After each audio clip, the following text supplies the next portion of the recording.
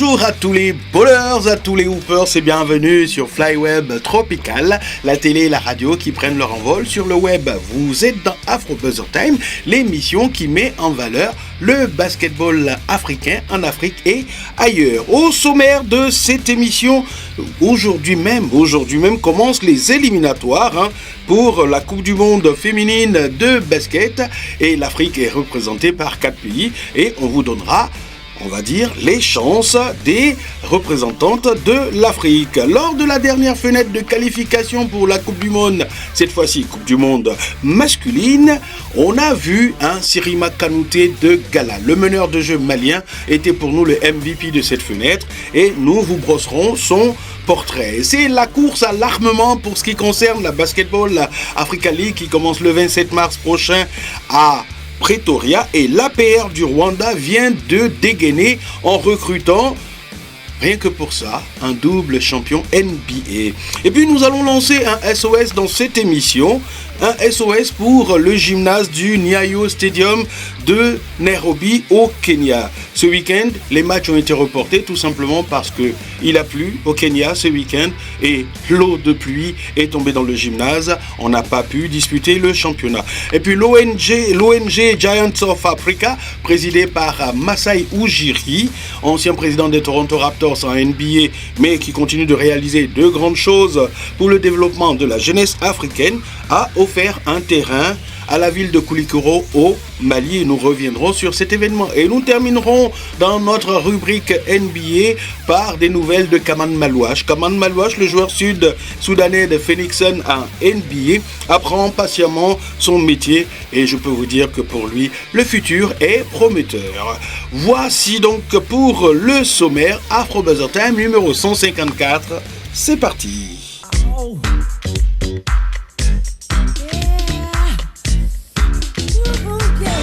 Le Nigeria, le Mali, le Soudan du Sud et le Sénégal sont les représentants de l'Afrique pour les éliminatoires de la Coupe du Monde féminine qui commence aujourd'hui même. Où et contre qui joueront les sélections africaines? Voici l'état des lieux. Dans le groupe de Wuhan en Chine, même si la Belgique est la seule équipe à avoir déjà validé son billet pour Berlin en tant que championne d'Europe, les Belgian Cats resteront un adversaire redoutable. Dans ce groupe figurent le Mali et le Soudan du Sud comme représentants de l'Afrique. Tous les ingrédients sont donc réunis pour offrir plusieurs journées de compétition particulièrement captivantes. Le Mali, vice-champion d'Afrique, se déplace avec quasiment la même équipe que lors de l'Afro-Basket 2025. C'est un groupe qui se connaît et qui est rompu aux joutes internationales. En revanche, l'équipe sud-soudanaise a connu de gros problèmes d'intendance et à 2 jours de l'ouverture de la compétition, seuls 7 joueurs étaient arrivés en Chine. Toute chose qui pourrait rendre compliquée la tâche du coach Alberto Antuña pour ce qui concerne la cohésion et l'alchimie. Le Mali et le Soudan du Sud seront donc les outsiders de ce groupe qui comprend aussi la République tchèque et le Brésil. À Lyon, en France, c'est un groupe duquel le Nigeria, quintuple champion d'Afrique en titre, devrait tirer son épingle du jeu. Sur sa lancée, la lancée de l'Afro-Basket et sur la lancée de leurs Jeux Olympiques 2024, les D-Tigresses ont les moyens de battre tous leurs adversaires. Qualifiées d'office en tant que championnes d'Afrique, les joueuses de Rina Wakama veulent envoyer un message fort au monde entier. Le Nigeria sera en compagnie de la France, la Colombie, les Philippines, l'Allemagne et la Corée du Sud. Enfin, disons-le net, le Sénégal a hérité du groupe de la mort, basé à San Juan à Porto Rico.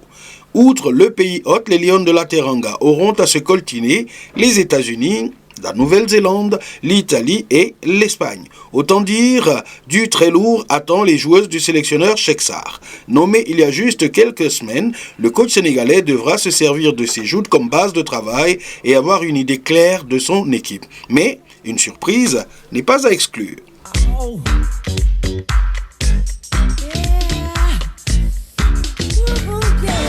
C'est le floor general du Mali, c'est-à-dire celui qui gère les opérations basket sur le parquet ou, si vous voulez, c'est le little big man de la sélection malienne qui a brillé de mille feux lors de la récente fenêtre de qualification pour la Coupe du Monde masculine en Égypte. Sirima Kanouté est notre MVP sur cette fenêtre. Vous allez voir pourquoi. Sirima Kanouté, le meneur de jeu du Mali, semblait prédestiné à un avenir brillant. Même si son potentiel n'a pas toujours été pleinement reconnu, issu d'une famille de basketteurs avec des parents, oncles et cousins basketteurs, il était écrit que lui aussi serait gagné par l'ivresse de la balle au panier.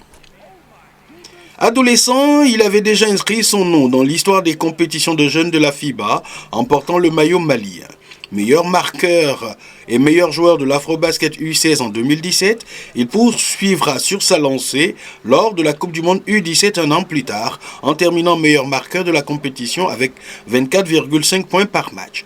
Puis avec les U19 maliens, il disputera la Coupe du Monde, menant la belle génération des frères Dramé et Oumar Ballo en finale contre les États-Unis. Il finira d'ailleurs dans le 5 majeur de la compétition. En août dernier, il a mené les seniors maliens à la finale de l'Afrobasket 2025, s'inclinant en finale contre le pays hôte, l'Angola. Histoire de dire que Kanouté a toujours su répondre présent dans les grands rendez-vous. Il est incontestablement le MVP de la dernière fenêtre de qualification pour la Coupe du Monde. Ses prestations ont été remarquables lors des 3 victoires maliennes contre l'Égypte, l'Ouganda et l'Angola, et au cours de ces rencontres du groupe D, disputé à Alexandrie, le meneur malien a été magique. Capable de transpercer les défenses adverses pour conclure près du cercle avec élégance, il était aussi à même d'envoyer une passe lobée à un coéquipier pour un alley-oop spectaculaire. C'était du Kanouté dans sa version la plus aboutie, lui qui a constamment démontré son étoffe de leader au fil de sa carrière. Sirima Kanouté est le Little Big Man de la sélection malienne. 24 points, 11 passes décisives et 8 rebonds par match, il aura été le grand bonhomme de cette seconde fenêtre. Si nous étions habitués à le voir réaliser de belles et nombreuses passes décisives, nous savions aussi qu'il était capable de scorer énormément. Mais quand un joueur d'un m 76 compile 8 rebonds par match, là, on frise l'irréel. Ce qui fait de lui un joueur complètement à part sur le continent. Certains diront, et c'est vrai, il perd encore beaucoup de ballons. 7 par exemple sur cette fenêtre par match. Nous leur répondrons que Childe Dundao, le MVP angolais de l'Afrobasket 2025, commettait autant de turnovers avant de rectifier le tir. À 24 ans, Sirima Kanouté est capable de réduire lui aussi ses pertes de balles et de se bonifier davantage. S'il y parvient, il ne sera plus question de lui comme MVP d'une fenêtre, mais carrément MVP d'un Afrobasket. En attendant, le meilleur passeur du dernier Afrobasket reste concentré sur son objectif majeur, qualifier le Mali pour la prochaine Coupe du Monde Qatar 2027.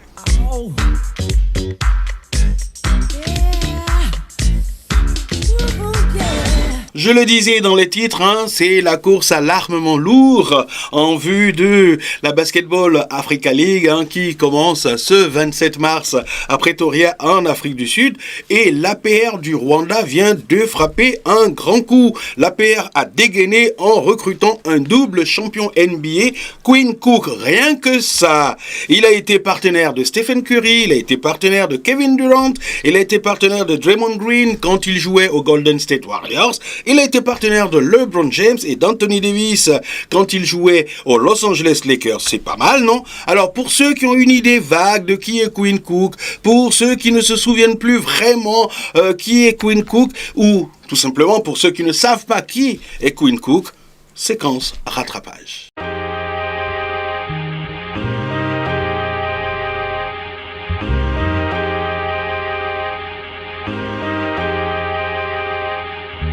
Dans quelques jours débute à Pretoria la saison 6 de la Basketball Africa League. Et le moins qu'on puisse dire, c'est que c'est la course à l'armement lourd pour les différentes équipes. C'est ainsi que le club de l'armée patriotique rwandaise n'a pas voulu être en reste sur le marché des transferts. En effet, l'APR vient de frapper fort en ne recrutant ni plus ni moins qu'un double champion NBA en la personne de Quinn Cook. L'ancien Blue Devil de l'université de Duke a en effet joué pour les Golden State Warriors de 2017 à 2019. Il était la rotation qui permettait à Stephen Curry de souffler un peu. Et Cook a plutôt bien rempli sa mission puisqu'il a terminé la saison 2018 avec un titre de champion NBA pour les Warriors. En 2020, en plein épisode Covid-19, Quinn Cook est joueur des Los Angeles Lakers. Ce fut l'époque de la suite de la saison qui s'est déroulée dans la bulle d'Orlando. Et là aussi, aux côtés de LeBron James et Anthony Davis, Quinn Cook a aussi été champion de la Grande Ligue américaine. Meneur d'1m84, Quinn Cook est un excellent slasher, capable de percuter la défense adverse, mais aussi capable de sanctionner de loin. En 188 matchs de NBA, il a tourné à 41% de réussite à 3 points. C'est un joueur qui possède en plus une excellente lecture de jeu et un sens de la passe aiguisé. Dernièrement, il évoluait en Chine. Double champion NBA et ancien champion NCAA en 2015 avec Duke, MVP de la J-League en 2017, on peut dire que c'est une excellente pioche pour l'APR, qui s'est aussi enrichi en recrutant les Sud-Soudanais Madou Takech et Mangok Matiang. Si la mayonnaise prend, il va sans dire que le champion rwandais sera un adversaire redoutable cette saison, d'autant plus que les playoffs se dérouleront à Kigali.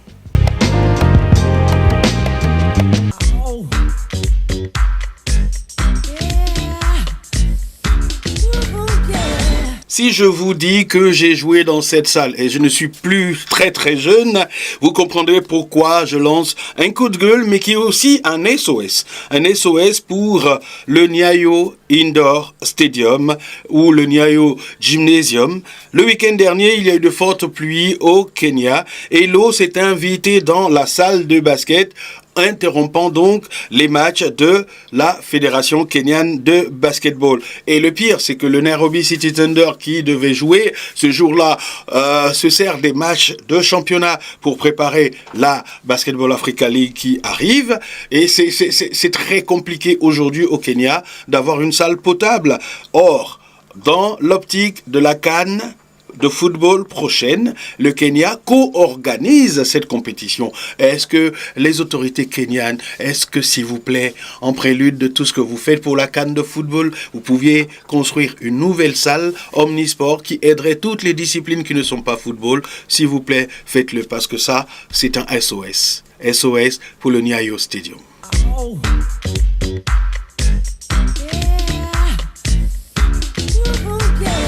Même s'il n'est plus le président des Toronto Raptors en NBA, Masai Ujiri a toujours l'Afrique chevillée au corps. Il a toujours l'Afrique dans son cœur. Son ONG Giant of Africa, qui continue de réaliser de grandes choses pour le développement de la jeunesse africaine, était la semaine dernière à Koulikoro au Mali, où elle a offert justement un terrain de basket.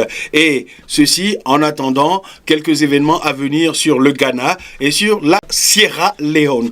Dribble for peace, un dribble pour la paix, ou alors dribbler pour la paix. Voilà, c'est le sens de cette opération sur laquelle nous revenons avec des images de Basketball Mali. Africa a inauguré le terrain de basket à Koulikoro, c'était le dimanche 8 mars. La cérémonie d'ouverture était présidée par le maire de Koulikoro, Aliou Moussa Tamboura, qui était accompagné par le représentant de la Fédération malienne de basketball, donateur Masai Ujiri. Au total, plus d'une cinquantaine de jeunes ont participé à l'inauguration et d'une foule nombreuse. C'est un sentiment de satisfaction qui m'anime.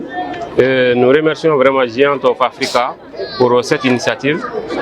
D'une part, ça contribue beaucoup au développement du sport et surtout du basketball à Koulikoro.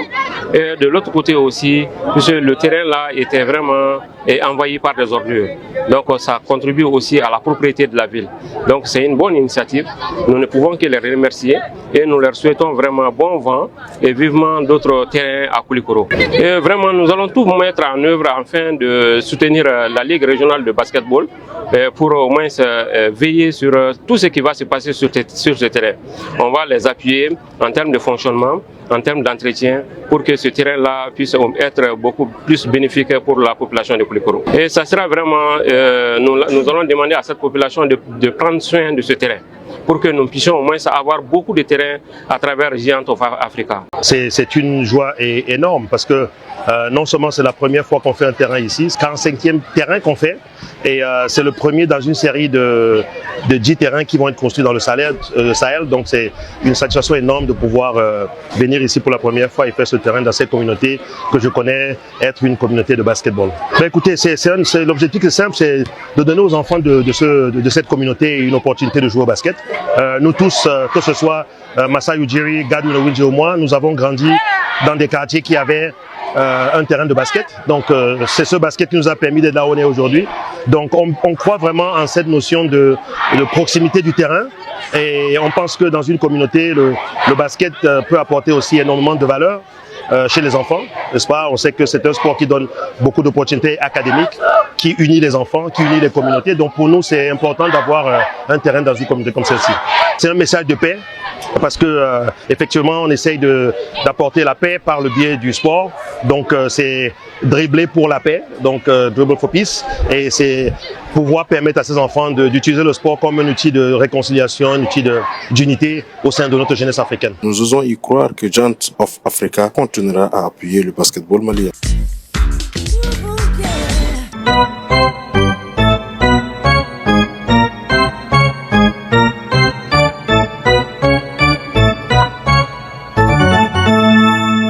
Dans notre séquence NBA, nous allons vous parler de Kaman Melwash.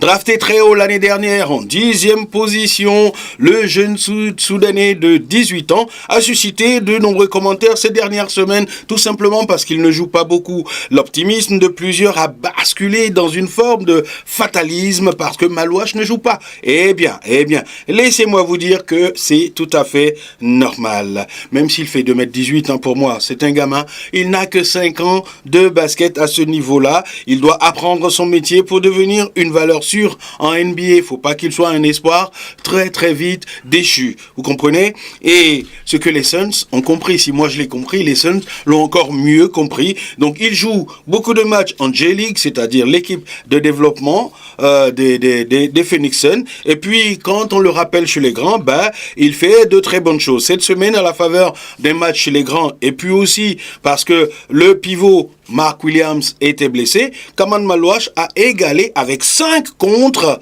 oui, le nombre de contres de la franchise, une marque qui était établie depuis 2017 par Marquise Chris. Voici donc Kaman Melwash en mode block machine. Look, he's capable. I don't think anybody doubts his ability to score the ball. Williamson challenged that time by Man, but stays with it. And you shouldn't turn it over again. They're not going to pressure up at all. You'll be able to move the ball around. You just got to make safe passes. And you shouldn't turn it over again. They're not going to pressure up at all. You'll be able to move the ball around. You just got to make safe passes. This is not a great physical rebounding team, but they got some athleticism, as we see right there. Murphy met initially by Malawach, but again, another loose ball rebound going right back to the shooter. Saying that he's being thrown into the fire right now at a very young age. But he said he can do nothing but grow from here. So he said we'll rally behind him and teach him the things that need to be taught. But it's really just a great opportunity. Booker again gets a switch. O'Neal taking a peek inside. Man handles. Touch pass. Gillespie corner three. Yes.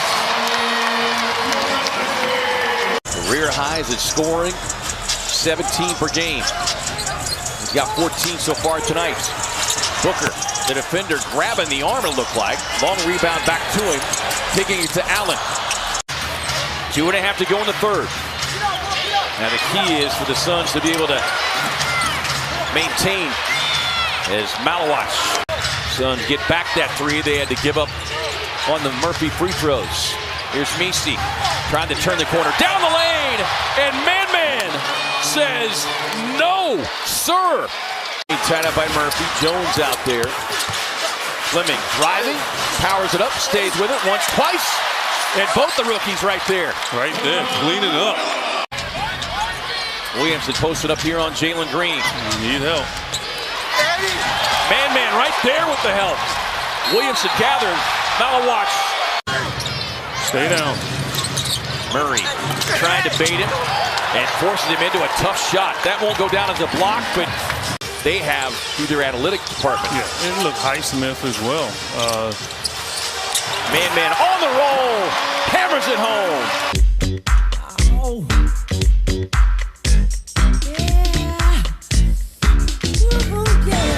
Voilà, c'est la fin de cette édition d'Afro Buzzer Time. J'espère que vous avez pris du plaisir à la regarder, comme nous en tout cas on a pris beaucoup de plaisir à la réaliser. Et comme d'habitude, elle a été assurée par le Master Mix Francis Bronzula. Regardez cette émission, likez-la, partagez-la, commentez-la, venez vous abonner sur nos réseaux sociaux. On a besoin de vous, d'accord ?